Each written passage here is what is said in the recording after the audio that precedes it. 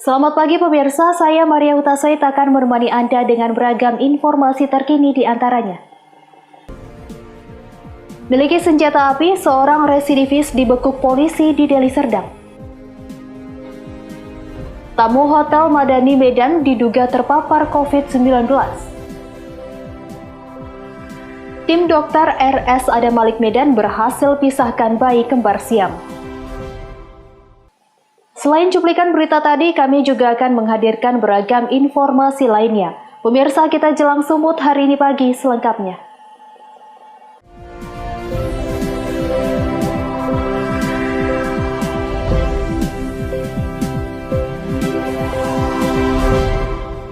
Kita ke informasi pertama pemirsa, seorang pemuda di Kabupaten Deli Serdang, Sumatera Utara berhasil dibekuk Satuan Reskrim Polsek Kutalim Baru karena memiliki sepucuk senjata api jenis pistol tanpa izin beserta 2 butir peluru yang diduga akan digunakan untuk tindakan kejahatan. Inilah BS, warga Kecamatan Kutalim Baru, Kabupaten Deli Serdang, Sumatera Utara. Kamis pagi berhasil dibekuk Satreskrim Polsek Kutalim Baru Polrestabes Medan tanpa perlawanan karena memiliki sepucuk senjata api tanpa izin. Pelaku berhasil dibekuk petugas karena sudah meresahkan warga bahwa pelaku memiliki senjata api tanpa izin yang akan dijualnya seharga 5 juta rupiah. Mendapatkan informasi tersebut, petugas Satreskrim Polsek Kutalim Baru langsung melakukan penyamaran sebagai pembeli dan langsung membekuk pelaku. Dari hasil pemeriksaan petugas, pelaku mendapatkan senjata api dengan 3 butir peluru dari temannya E yang saat ini sedang dilakukan pengejaran. Dari senjata api tersebut diserahkan ke BS untuk dijual seharga 5 juta rupiah. Menurut Kapolsek Kutalim Baru, sebelumnya pelaku yang juga berstatus residivis ini sudah terlibat dengan sejumlah tindak kejahatan penipuan dan penggelapan di wilayah hukum Polrestabes Medan. Kita telah melakukan penangkapan terhadap seorang laki-laki atas nama Budianto Saputra alias Putra. Ya, tersangka kita tangkap sehubungan dugaan kepemilikan senjata api ilegal, tidak sah. Ancaman hukuman? Terhadap tersangka Budianto Saputra alias Putra, kita persangkakan melakukan tindak pidana menguasai, memiliki senjata api dan amunisi secara tidak sah atau legal, melanggar Undang-Undang Darurat Nomor 12 Tahun 1951. Ancaman hukuman 20 tahun. Oh, dari informasi si tersangka sudah pernah digunakan untuk tindak kejahatan senjata api ya? Dari hasil keterangan yang kita peroleh dari tersangka dan dari hasil lidik di lapangan bahwa tersangka belum pernah mempergunakan senjata tersebut untuk tindak pidana. Tapi si tersangka memang sudah residivis bang ya? Sebelumnya kita ketahui bahwa tersangka sudah pernah melakukan tindak pidana lainnya pada tahun-tahun sebelumnya dan telah menjalani hukuman pidananya. Kini pelaku mendekam di sel Polsek Kutalim Baru dan dijerat dengan Undang-Undang Darurat Pasal 1 Ayat 1 Nomor 12 Tahun 1951 dengan ancaman hukuman penjara seumur hidup atau 20 tahun. Wahyu Pratama melaporkan untuk Evarina TV. Sementara itu pemirsa, sejumlah warung nasi yang berlokasi di depan gedung sekolah dasar di Jalan Mangkubumi, Medan, Sumatera Utara, Kamis pagi dibongkar paksa tim gabungan dari Pol PP, TNI, dan Polri.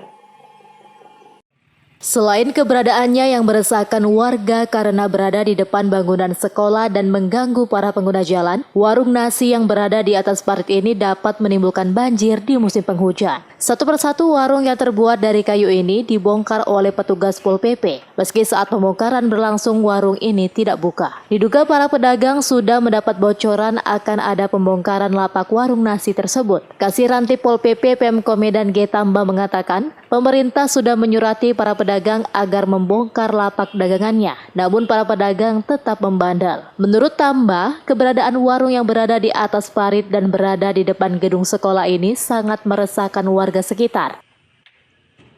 Kita sudah berulang kali menyurati pedagang yang ada di sini. Sesuai dengan peraturan Wali Kota nomor 31 2097 tentang tempat jualan. Di lapangan riak-riak pasti ada, Bang.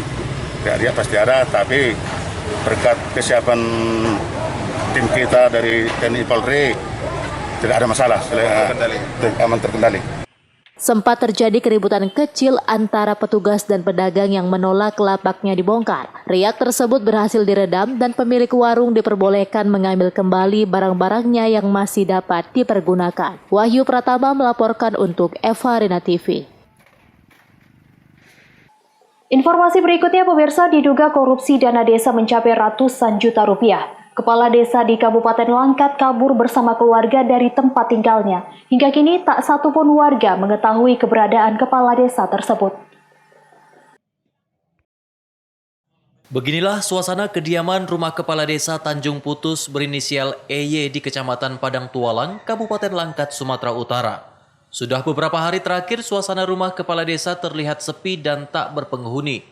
Di lokasi rumahnya, tak satu pun terlihat anggota keluarga dan perabot rumah tangga di dalam rumah tersebut.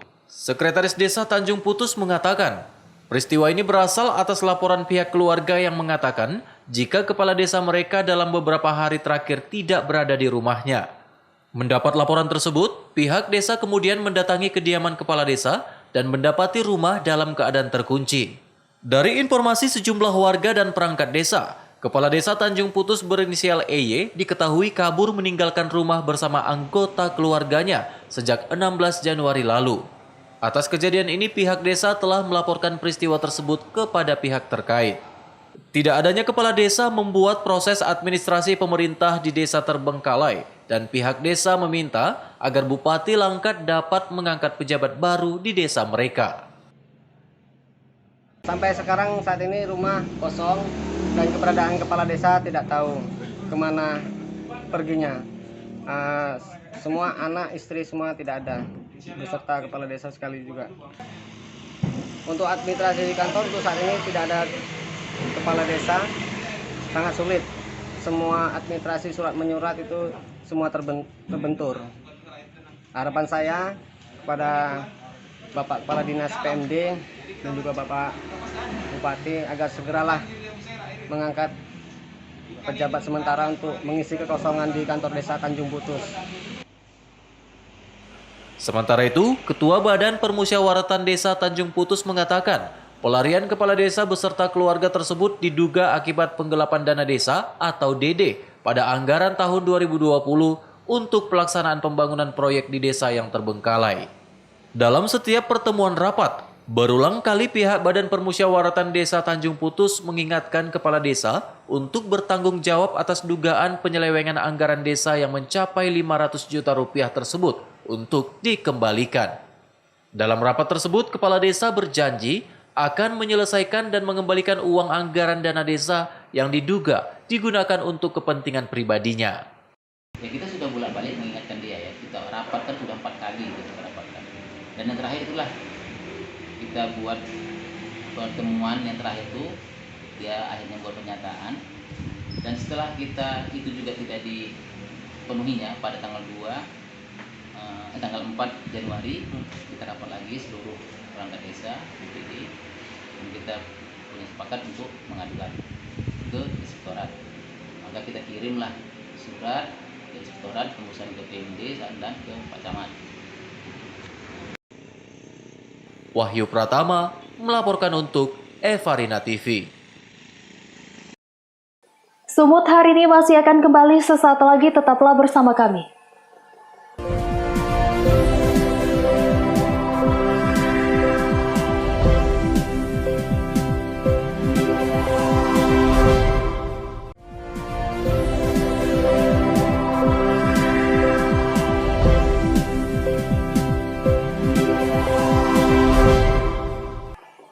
Terima kasih Anda masih bersama kami. Pemirsa, diduga COVID-19, seorang pengunjung salah satu hotel di Medan dibawa petugas Satgas Penanganan COVID-19 Provinsi Sumatera Utara menggunakan ambulan ke rumah sakit untuk menjalani pemeriksaan. Pihak keluarga yang berada di lokasi pun histeris dan menolak untuk dilakukan penjemputan. Video yang viral di media sosial ini memperlihatkan sejumlah petugas Satuan Tugas Penanganan COVID-19 Provinsi Sumatera Utara berusaha membawa seorang pengunjung hotel menggunakan tandu ke dalam mobil ambulan. Terlihat sejumlah orang yang diduga keluarga pengunjung hotel histeris dan tak terima kerabatnya dibawa secara paksa oleh Satgas dengan protokol kesehatan layaknya terpapar COVID-19. Meski sudah berada di dalam mobil ambulan, seorang pria sempat membuka paksa pintu mobil dan berusaha mengeluarkan pasien tersebut dari dalam mobil. Menanggapi viralnya video tersebut, pihak manajemen hotel memberikan keterangan resmi. Manajer marketing bersama General Manager Hotel Madani membantah, tamu hotel yang dijemput pihak Satgas tersebut positif COVID-19. Pihaknya menegaskan sesuai protokol kesehatan, seluruh tamu yang berasal dari luar negeri memiliki gejala penyakit akan segera dibawa ke rumah sakit sesuai protokol kesehatan menggunakan alat pelindung diri.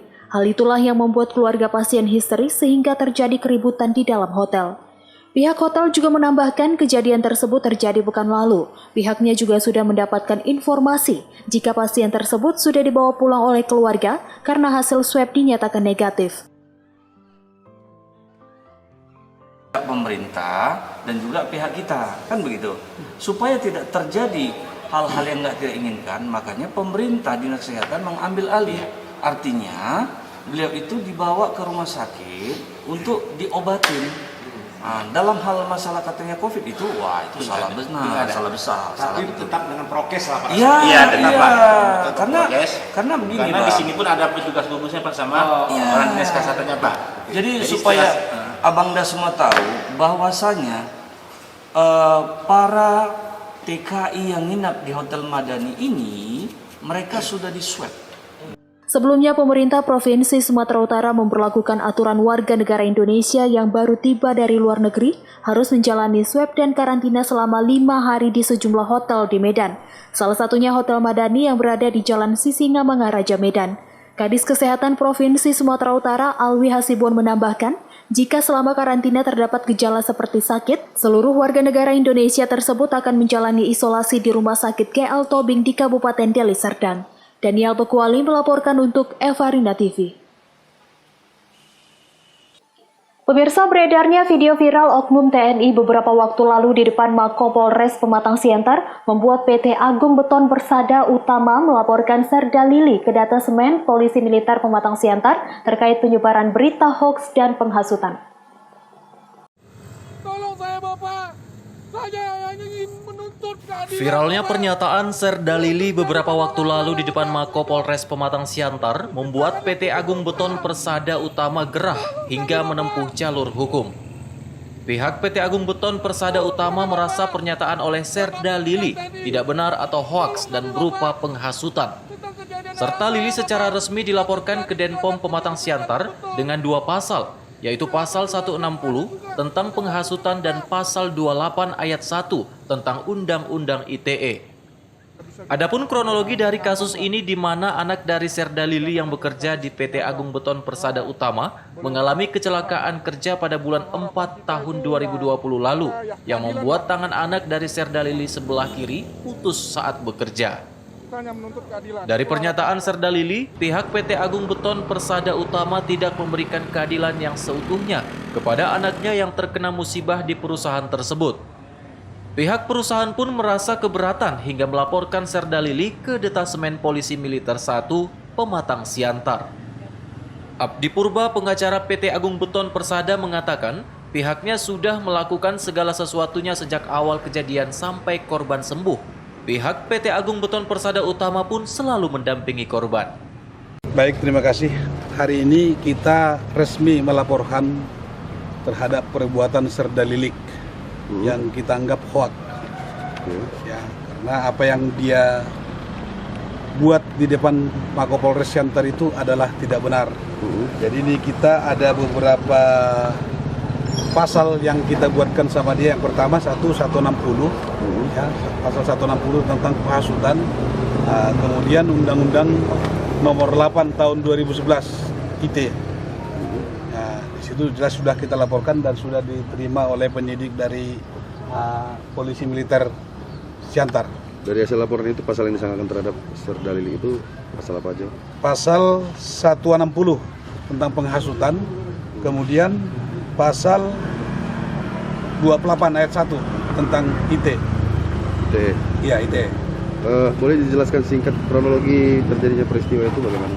Kronologi terjadinya peristiwa itu kan di bulan 4, bulan April tahun 2020. Di situ kan anak daripada Serda Lili itu mendapat kecelakaan di di perusahaan Agung Beton. Sejak mulai kejadian sampai dia sembuh dan sampai sudah keluar dari BPJS Ketenagakerjaan, semua dihandle oleh perusahaan Agung Beton. Berbeda dengan pernyataannya yang di tanggal 11 Januari 2020. Maka kita anggap itu berita yang atau pernyataan yang dia buat itu tidak benar, sehingga pihak perusahaan dari Agung Beton harus melaporkan. Dan langsung kita dampingi tadi, diterima oleh Serka M. Surbakti. Pentanius Sembiring melaporkan untuk Evarina TV. Sementara itu, pemirsa, sebanyak 177 tenaga kesehatan mulai dari dokter, perawat, dan direksi Rumah Sakit USU mulai dilakukan suntik vaksin COVID-19. Rumah Sakit USU sendiri mendapat jatah 354 vial vaksin Sinovac dari Dinas Kesehatan.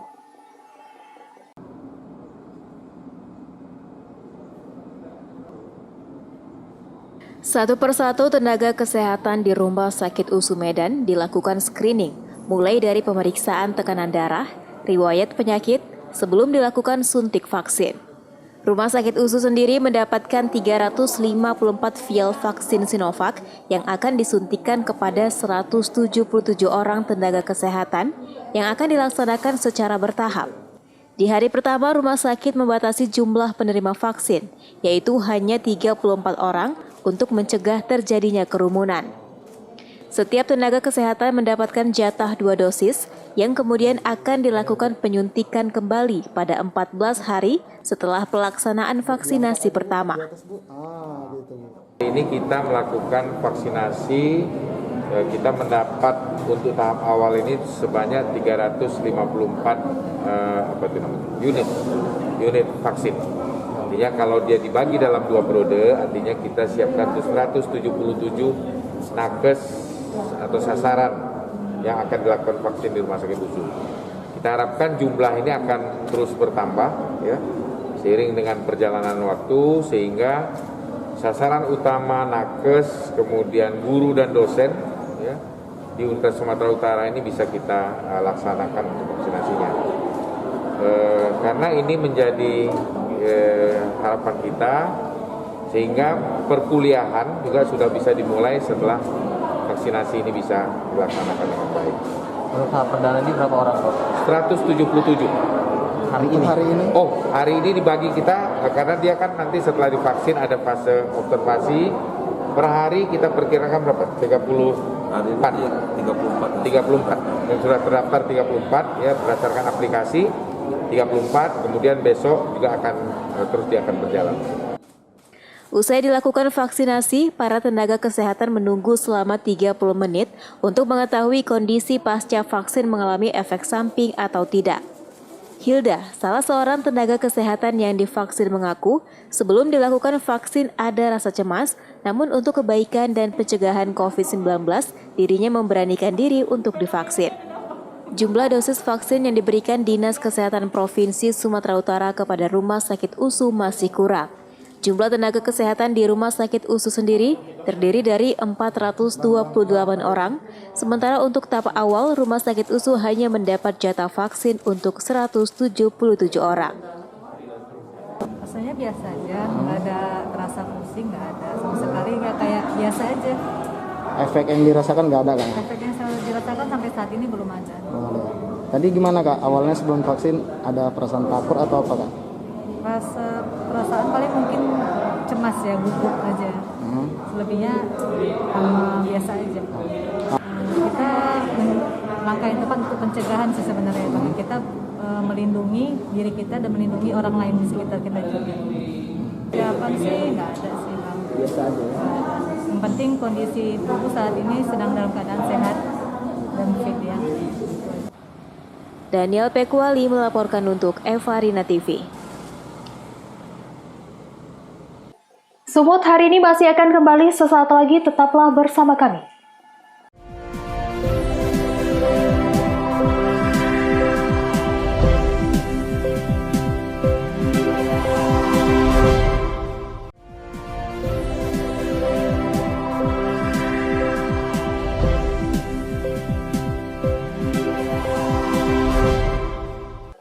Terima kasih Anda masih bersama kami.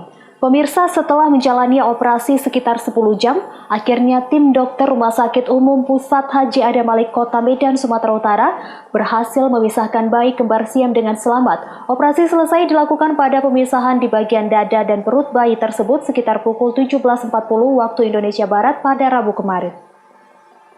Tim dokter Rumah Sakit Umum Pusat Haji Adam Malik Medan berhasil memisahkan bayi kembar siam Adam dan Aris asal Labuhan Batu, Sumatera Utara, Rabu sore kemarin. Operasi pemisahan bayi kembar siam di bagian dada dan perut tersebut dilakukan selama hampir 10 jam.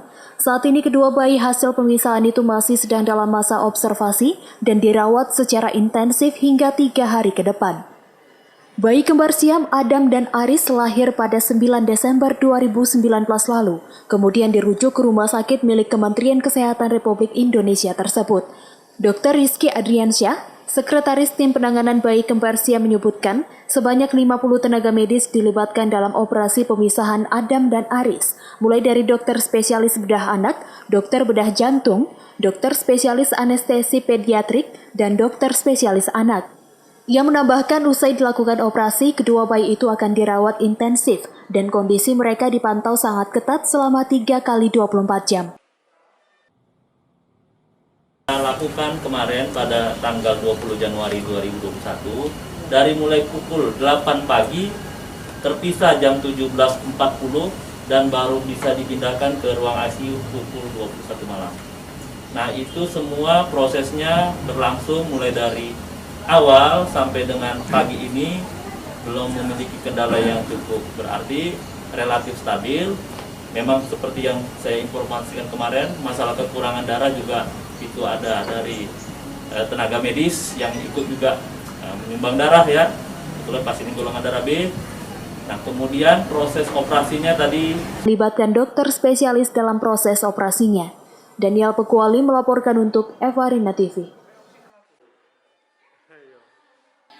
Pemirsa, potensi wisata alam Sumatera Utara tak perlu diragukan lagi. Daerah ini menyimpan banyak sekali spot wisata alam yang layak dikunjungi, salah satunya Goa Ergendang di Kabupaten Deli Serdang. Di sini, wisatawan disuguhkan sensasi berendam air panas di dalam gua. Gua indah ini terletak di Kabupaten Deli Serdang, tepatnya di Desa Penungkiran, Kecamatan STM Hilir. Lokasinya hanya berjarak sekitar 35 km dari kota Medan. Tempat wisata yang baru dibangun dalam 4 tahun terakhir ini mulai banyak dikenal masyarakat Sumatera Utara, terutama di kalangan traveler. Tempat pemandian ini menawarkan sensasi berendam di air panas sambil menikmati pemandangan stalaktit pada dinding-dinding gua. Airnya tak terlalu panas dan bau belerang yang dihasilkan pun tak terlalu menyengat sehingga pengunjung bisa leluasa berlama-lama berendam dalam air. Di lokasi ini pengelola menyiapkan 14 kolam, baik untuk anak-anak maupun orang dewasa. Sebagian besar kolam terletak dalam beberapa gua yang saling terhubung. Air pada kolam-kolam ini bersumber langsung dari dalam gua. Pengelola kemudian membuat pancur buatan untuk menambah sensasi berenang bagi pengunjung. Dinamakan Goa Ergendang. Konon dari dalam gua terdengar bunyi menyerupai tetabuhan musik tradisional masyarakat Karo. Gua ini juga dipercaya masyarakat sekitar sebagai tempat pemandian putri raja. Alamnya yang asri, serta banyak pilihan kolam untuk berendam. Goa Ergendang sangat cocok untuk pengunjung yang ingin mengisi liburan bersama keluarga. Lokasi ini juga menawarkan spot foto yang sayang untuk dilewatkan. Kenapa pilih kemarin, Kak? Refreshing sama keluarga. Sebelumnya dapat dengar tempat ini dari mana, Kak? Dari orang-orang yang nggak Google juga gitu, pengen lari gitu. Terus bagaimana setelah kemarin? Bagaimana tanggapannya? Saya enak, sejuk, indah gitu. Saya dari Medan. Saya kemari berwisata untuk menghibur keluarga dan kebetulan dekat juga dari Medan, sekitar 10 km lah. Dan sebenarnya ini untuk mengisi liburan apa betul? Liburan karena kondisi COVID ya, sudah terlalu lama juga kita di sini. Bagaimana dengan pendapat Bapak soal ini tempat wisata ini? Wisata ini termasuk bagus ya, kalau bisa agak dikembangkan dengan kebersihannya agak diperhatikan. Selain menawarkan sensasi berendam air panas dalam gua, lokasi wisata ini juga memiliki pohon-pohon rindang yang bisa dijadikan tempat duduk berkumpul bersama keluarga. Pengelola juga menanam pohon belimbing dan matoa, dan pada musim panen pengunjung bisa ikut langsung memanen buah. Pagi dan malam hari merupakan waktu yang cocok untuk trekking atau berendam air panas. Kalau tempat kita ini lebih cocok untuk keluarga, tepatnya karena di sini rimbun. Pertama, kita proyeknya itu tuh menghutankan kembali, jadi lebih cocok bawa keluarga untuk bercamping, untuk family time, untuk keluarga itu lebih cocok karena family time itu biasanya kita berkumpul orang tua, anak dan anak dan keluarga yang lainnya itu berkumpul piknik kan lebih enak, santai, rileks gitu di sini. Saya lebih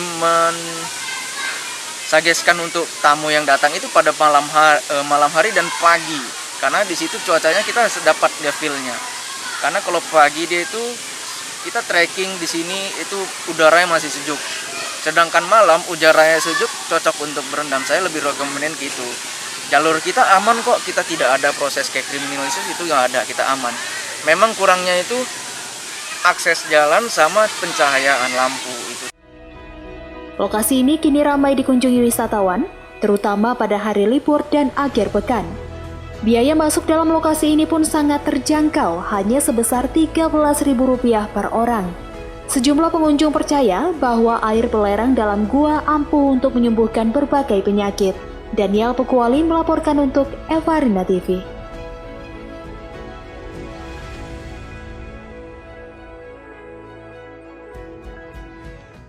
Pemirsa, demikianlah rangkaian informasi dalam Sumut hari ini pagi. Saya Maria Hutasweit mewakili kerabat kerja yang bertugas pamit undur diri. Terima kasih dan sampai jumpa.